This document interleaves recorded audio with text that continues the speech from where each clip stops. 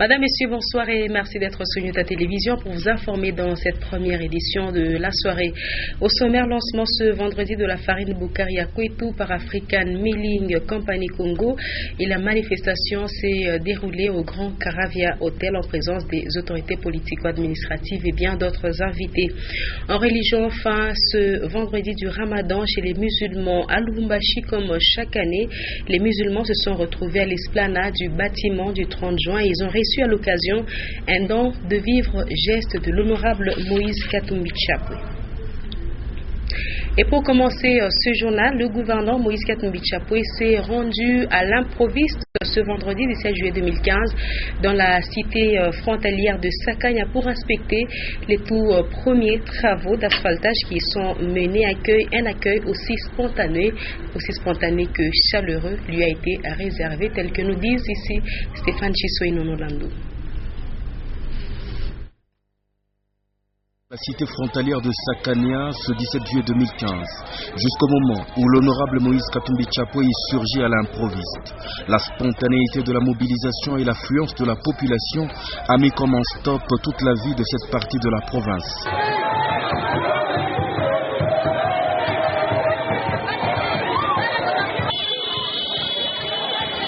Subitement submergé dans ce flot humain, l'honorable Moïse Katumbi Chapwe s'efforce pourtant de visiter le grand chantier d'asphaltage des routes qui prend corps ici, à Sakanya, pour la toute première fois que cette cité existe.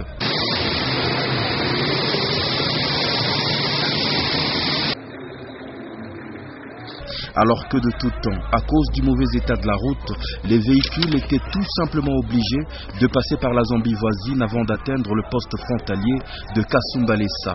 D'énormes pertes en devises. En homme de parole, l'honorable Moïse Katumbi Chapwe expose donc ce magnifique chantier à la population de Sakanya qui ne peut que lui en être reconnaissant.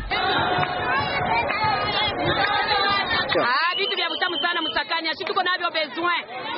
En tout cas papa Moïse, Mungu amsaidie, Mungu amuchunge. Ye baba shistahili kupotea, ye tuko paka naye. En tout cas Mungu amuchunge, tuko naye besoin.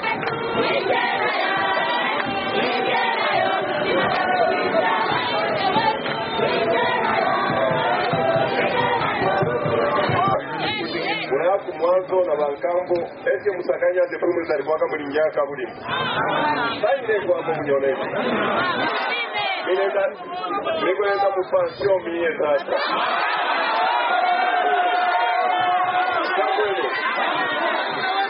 Watoto wa Sakanya nenda mupansion. Bangapi wanakatala nchini mupansion. Jambo eno. Barikata province en 4 depuis jana. Donc nous avons la kumilaka mbiko leta wangu mu pension.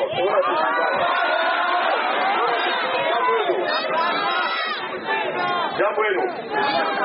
Nilikuwa kumisikia santi wile sutiamu nilipatia. Tunasikilizana. Hata ile miaka wiki nilikuwa gouverneur afwe fujo kusakanya. Na mimi nilisema bana kutoka iko tunasema travaux ya kabulimbo.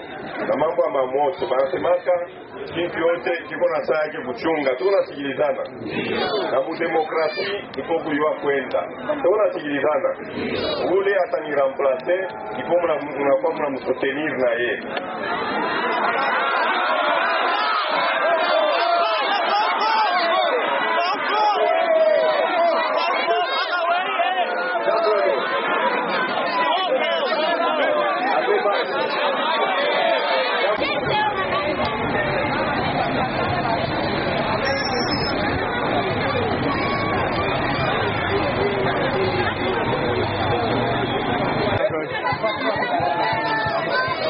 La série d'adresses terminée, c'est dans la même marée humaine davantage chaleureuse que le dernier gouverneur du Katanga évolue avant de rejoindre la prochaine étape de sa visite.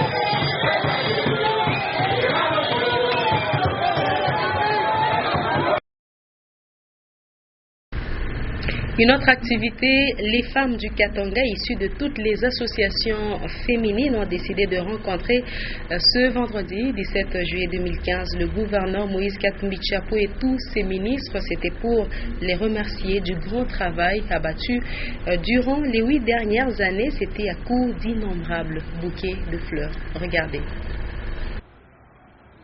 Les personnes les mieux placées pour sentir les changements positifs ou négatifs au sein d'une société sont bel et bien les femmes, car c'est elles qui sont le cœur de tout foyer.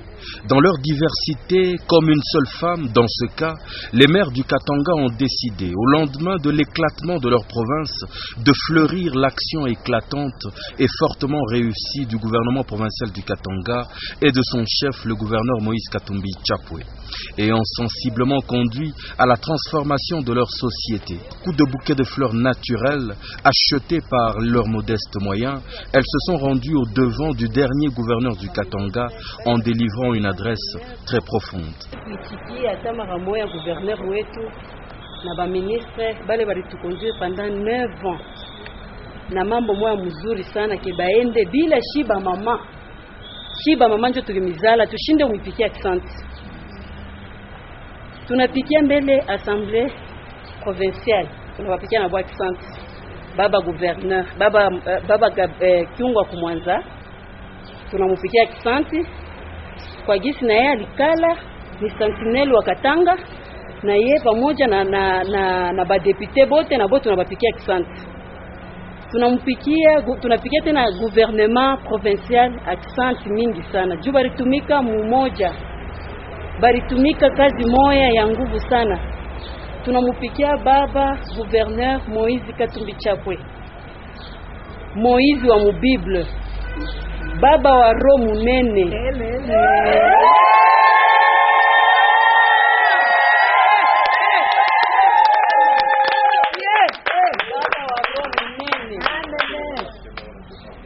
Tunamupikia asante sana vice gouverneur na ba ministre bote kwa kazi munene munafanya mu province yetu ya Katanga. Amen. Tukisema tuanze kubalula papa gouverneur bila biote musha kutufanyisha mu Katanga haina shiku moya, tutafanya hata mwezi mzima hapa.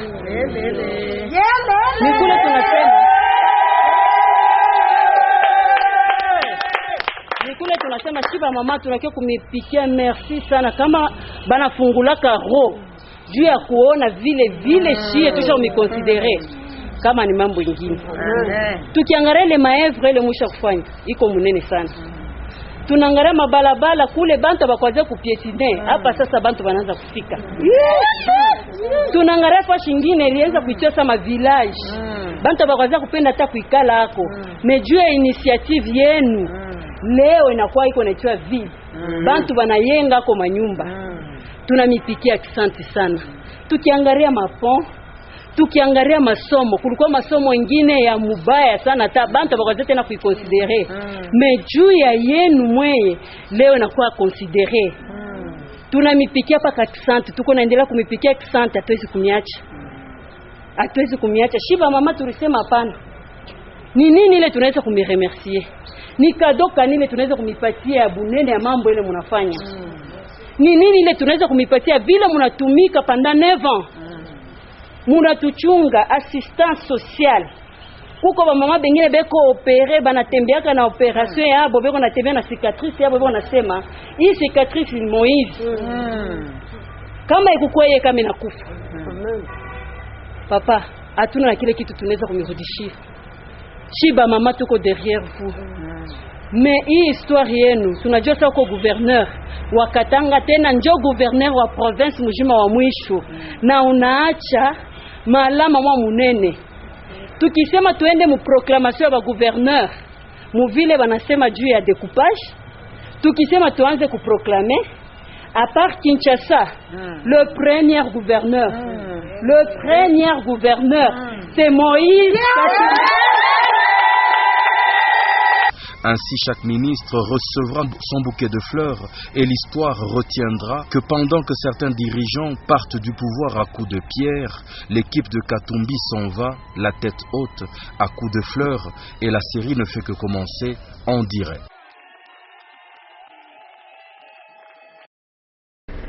Et d'autres nouvelles, la route Likasi-Kolwezi passe peu à peu de monocouche à une route normale.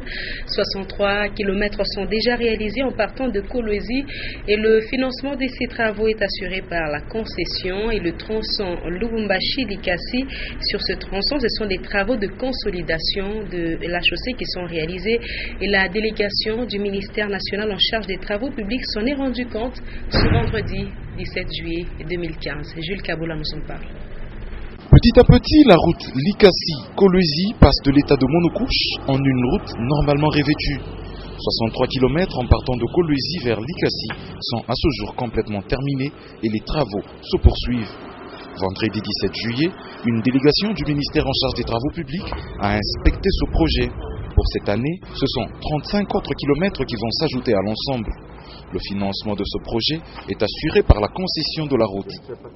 La même source finance également les travaux de consolidation de la chaussée sur la route Lubumbashi-Likasi. Sont concernés par ces travaux de pointe-à-temps les zones où des faiblesses se sont manifestées.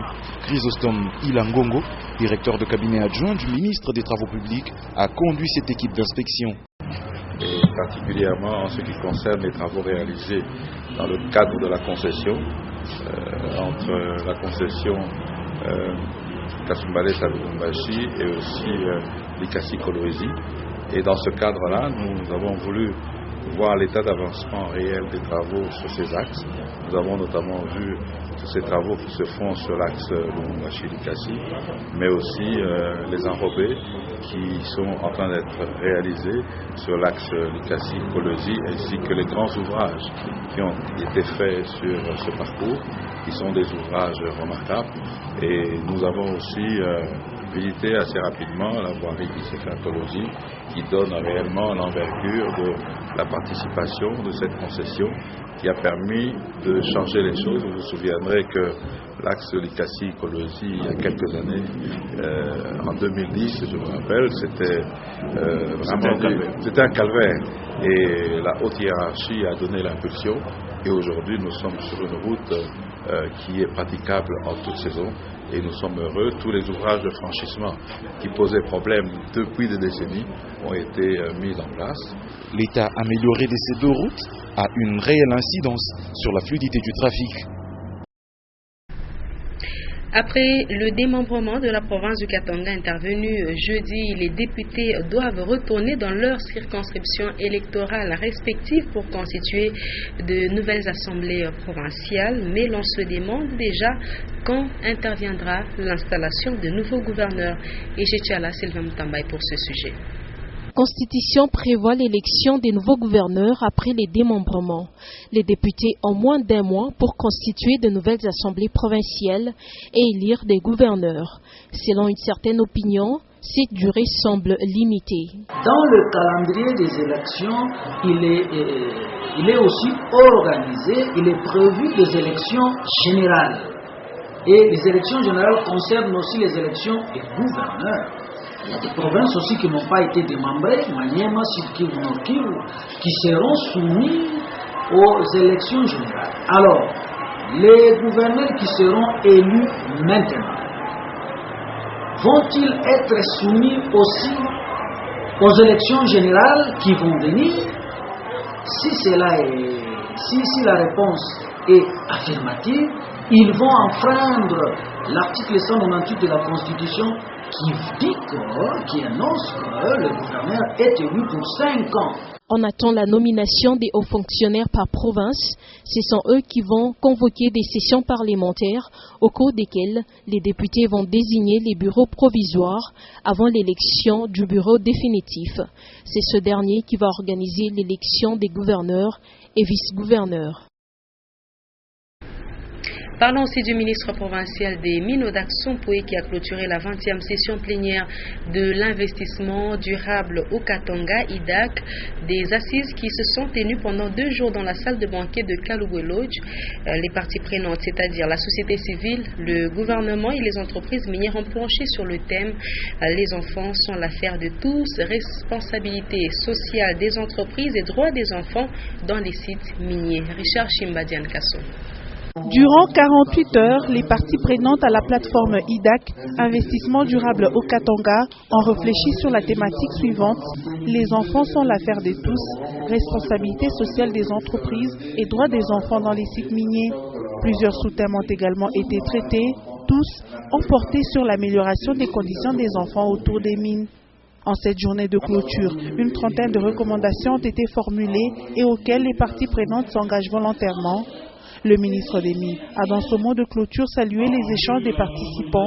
Odax Sompoué a également émis le vœu de voir ces recommandations être mises en pratique. Il me soit permis de vous remercier et vous féliciter pour le travail de haute facture que vous avez abattu pendant 2 jours de suite. En rapport avec les recommandations que vous avez adoptées, j'émets le vœu de voir les entreprises minières de la province du Katanga les mettre en œuvre au plus tôt. J'apprends que vous avez adopté un règle d'ordre intérieur pour améliorer la gouvernance de l'Italie. Il s'agit là, me semble-t-il, d'une avancée majeure de l'IDAC que nous devons tous mettre en profit. C'est par les témoignages de quelques enfants sortis des carrières d'exploitation artisanale qu'a pris fin cette 20e session plénière de l'IDAC 2015. C'est pour marquer l'anniversaire de l'adoption à Rome du statut de la Cour pénale internationale que la journée du 17 juillet a été décrétée journée mondiale de la justice internationale. La CPI a été créée notamment pour combattre l'impunité des auteurs des crimes les plus graves qui touchent la communauté internationale, notamment celle de guerre et crimes contre l'humanité, nous disent Ege Tchala et Sylvain Moutambaye. L'inspiration de la Cour pénale internationale correspond avec la découverte des génocides, crimes de guerre et crimes contre l'humanité perpétrés tout au long du XXe siècle. Vous avez les États qui sont membres des Nations Unies, notamment la République démocratique du Congo. Tous ces États membres des Nations Unies se sont engagés de respecter certaines normes.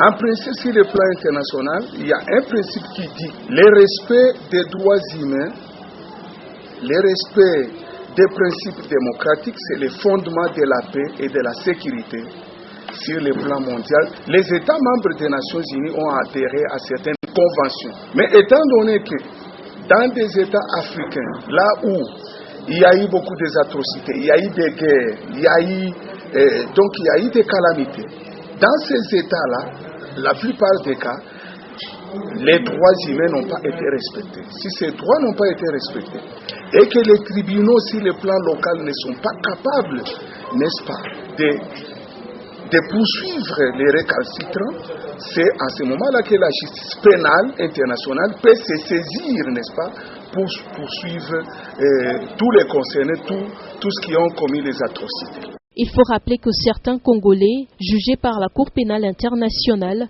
continuent à attendre leur verdict. Les cas de Jean-Pierre Mbemba. On va également noter que c'est ce vendredi 17 juillet que la minoterie African Milling Company Congo vient de lancer officiellement la farine de maïs Breakfast Bukaria Kwetu. La manifestation s'est déroulée au Grand Caravia Hôtel en présence de plusieurs invités, autorités politico-administratives. Le gouverneur de province Moïse Katumbi y était représenté par le ministre de l'économie et finances Christian Mwando. Reportage de Alex Chonga et Séverin Katamboa. Avec 100 000 tonnes de farine Bukaria Kwetu par an à raison de 336 tonnes par jour, la minoterie African Milling Company Congo AMCC compte desservir toute la RDC, voire au-delà du pays. La plus grande minoterie d'Afrique centrale vient réduire la dépendance notamment par rapport aux pays d'Afrique australe. Ces propos sont de Patrice Lobé, patron de cette société à l'occasion du lancement de cette farine produite localement. Nous sommes confiants dans le fait que je dirais qu'il y a à la fois l'élément qualité, mais aussi l'élément fierté nationale qui va prévaloir.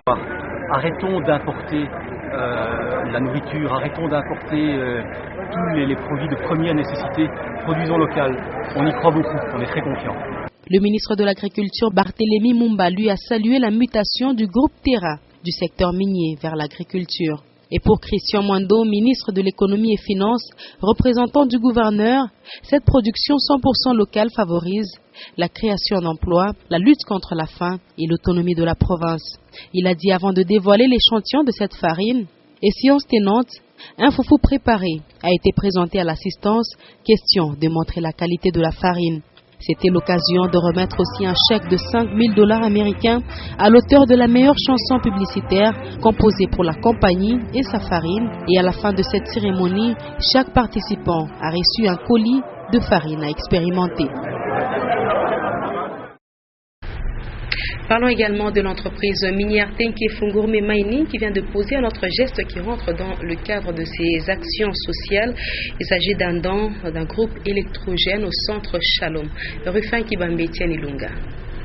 C'est un groupe électrogène d'une capacité de 30 kVA, carburant y compris, que le comité de dons de TFM a remis mardi 14 juillet 2015 au centre médical Shalom de Fungurume. Une façon pour TFM d'améliorer la qualité des soins de cette aire de santé qui couvre une partie importante de la cité de Fungurume. Surtout avec la venue de l'entreprise TFM, quand elle est venue aussi, nous sentons l'impact de l'entreprise au milieu de la population. TFM veut réitérer par ce geste son attachement et son engagement dans le développement durable des communautés de sa concession. Nous nous réjouissons d'être ici parmi vous pour cette remise d'un groupe électrogène. Nous nous engageons à apporter notre soutien et notre participation à l'amélioration des soins de santé au bénéfice des populations de notre concession. Un outil important de travail qui va permettre au centre médical Shalom de fonctionner dans les bonnes conditions. Nous internons, nous opérons, nous avons plusieurs paquets complémentaires d'activités dans cette structure, mais fort malheureusement on n'avait pas de l'énergie. Alors nous vous disons sincèrement merci pour nous avoir aidés dans la sorte. La joie pouvait se lire même au visage des patients. Une énième donation de TFM qui rentre dans le cadre de l'amélioration des soins de santé pour un développement durable des communautés de sa zone d'opération. Éléments à suivre en long et en large après ce journal en page magazine. Et puis TFM qui vient encore de mettre à la disposition du centre Kilima pour handicapés de l'ICACI un lot de matériel pour améliorer les conditions de vie des personnes vivant avec handicap. 45 matelas, un congélateur de 350 litres, une cuisinière à 4 plaques et 100 litres de peinture, c'est le lot important des matériels que le comité de dons de Tenke Fungurume Mining vient de remettre au centre Kilima Tchakitumaini pour handicapés de la ville de l'ICACI. Par ce geste, nous nous engageons à apporter notre soutien et notre participation à l'amélioration des conditions de vie des pensionnaires du centre des handicapés Kilima Tchakitumaini. Les sœurs de Saint-Joseph, qui encadrent ces enfants vivant avec handicap, trouvent des mots justes à l'endroit de TFM. Merci beaucoup d'avoir pensé à nos enfants démunis, enfants handicapés du centre Kilima. Les enfants dormaient très mal, ils seront bien. Nous disons un grand merci. Nous n'avons rien à vous donner, sinon un grand merci. Les pensionnaires du centre, trouvés sur place, ont quant à eux offert à leur hôte du jour un chant plein de mélancolie et d'espoir. J'avais de grands soucis pour les hommes de vie meilleure, qui s'est moqué de malheur et pourquoi la vie est une surprise. Faut-il encore le savoir, pourquoi la vie a des différences?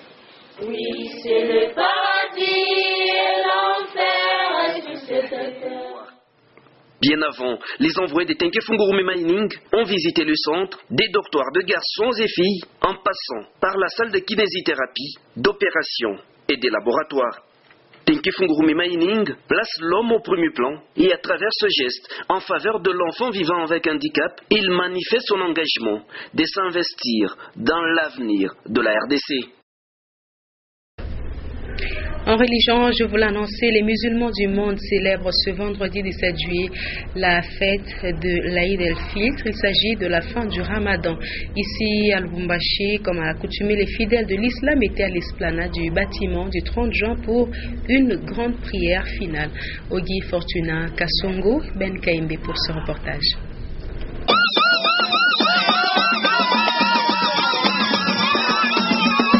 Après 30 jours de jeûne et prières, arrive l'Aïd el-Fitr qui marque la fin du Ramadan. Les musulmans de toutes les mosquées de la ville de Lubumbashi se sont retrouvés à l'esplanade du bâtiment du 30 juin pour une grande prière.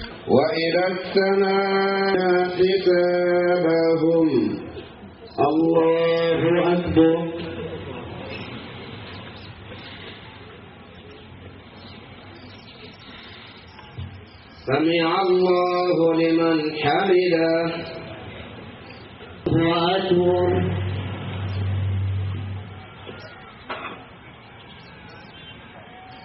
الله أكبر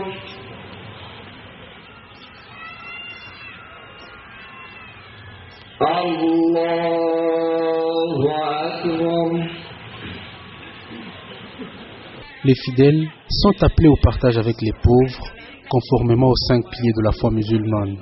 Au regard de la situation politique que traverse le pays, tous les fidèles musulmans sont appelés à l'édification de la paix dans leur vie de tous les jours. Après l'Aïd el-Fitr viendra dans le prochain jour. Après l'Aïd el-Fitr viendra dans le tout prochain jour la Tabaski, autrement dit la fête du mouton. Et la communauté islamique du Katanga qui a bénéficié de 10 têtes de vaches, 100 sacs de riz et autres vivres. Il s'agit d'un don du gouverneur Moïse Katumbi Tchapoué, comme il l'a toujours fait chaque année à l'occasion de la clôture du mois de Ramadan. C'est le chargé du social du gouverneur qui a procédé à la remise de ce don. Edouard Kankouchi Tengue était sur place. Ces 10 têtes de vaches à l'abattoir public de Lubumbashi, c'est le don du gouverneur de province à la communauté islamique du Katanga. Et comme à l'accoutumée, et pour permettre aux musulmans de bien clôturer leur période de Ramadan, en partageant les traditionnels repas, Moïse Katumbi a délégué son chargé du social avec 10 têtes de vaches et un camion plein de riz, huile, tomates et autres vivres. La fête du Ramadan prend sa signification ou prend plus son sens à le partage. Aujourd'hui, ils vont partager le repas. Ils vont penser plus aussi aux pauvres. C'est ainsi que, comme chaque année, l'honorable Moïse Katumbi Tchapoué n'oublie jamais de penser à la journée comme celle d'aujourd'hui. Al-Hadji Hussein Goy, représentant de la communauté islamique du Katanga, trouve des mots justes pour remercier le gouverneur du Katanga. C'est que le gouverneur de province, depuis quelques années, depuis qu'il est à la tête de la province du Katanga, a toujours partagé avec les musulmans. Et la seule façon de partager avec les musulmans, il le fait non seulement d'une manière quotidienne, mais aussi pendant le mois de Ramadan, parce qu'il sait que la fin du mois de Ramadan, c'est la fête du partage, comme je viens de le dire, et qu'à défaut d'être avec nous dans toutes les maisons des musulmans, pour partager avec eux ensemble, il fait symboliquement ces dons pour que nous puissions vraiment remettre aux musulmans. Ainsi donc, la fin du Ramadan trouve son sens avec le partage du repas aux pauvres, cela grâce à ces dons du gouverneur Moïse Katumbi Tchapoué. Et à l'archidiocèse de Lubumbashi, une grande messe d'ordination diaconale et sacerdotale est prévue demain, samedi 18 juillet 2015. Et c'est Monseigneur Jean-Pierre Tafunga Mbayu, archevêque de Lubumbashi, qui va présider cette cérémonie. Ogi Fortuna Kasongo Ben Kaimbe nous en parle.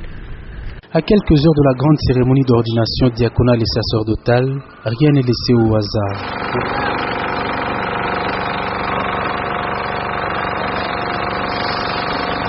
Ouvriers et fidèles de l'archidiocèse sont à l'œuvre pour aménager la place.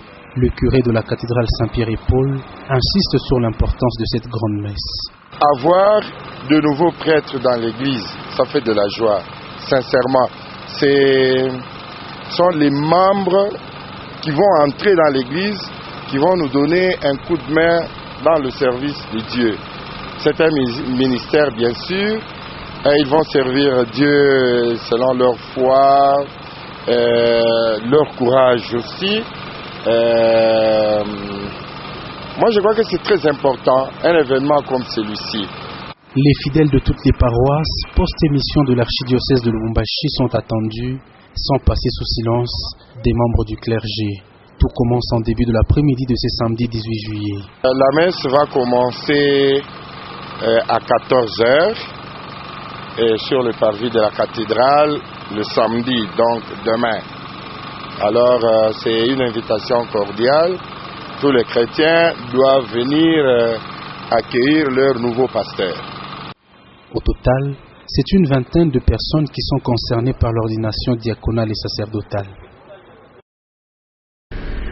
Et voilà, ce sera la fin de cette session d'information. Madame, Monsieur, le rappel des titres avant de nous quitter. Lancement ce vendredi de la farine Bukari Yakwetu par African Milling Company Congo. La manifestation s'est déroulée au Grand Caravia Hotel en présence des autorités politico-administratives et bien d'autres invités. En religion, vous l'avez suivi tout à l'heure, fin ce vendredi du Ramadan chez les musulmans à Lubumbashi. Comme chaque année, les musulmans se sont retrouvés à l'esplanade du bâtiment du 30 juin. Ils ont reçu à l'occasion un don de vivre geste de l'honorable Moïse Katumbi Chapwe. Et c'est donc la fin complète de ce journal de 19h sur Nyota Télévision. Je vous laisse suivre en page magazine cette activité remise de l'entreprise Tenke Fungurume Mining du groupe électrogène au centre Shalom de Fungurume. Prochain rendez-vous avec l'actualité, c'est tout à l'heure à 21h les news. Juste après le journal en anglais à 23h, les derniers échos de ce vendredi. Très bon titre de le programme.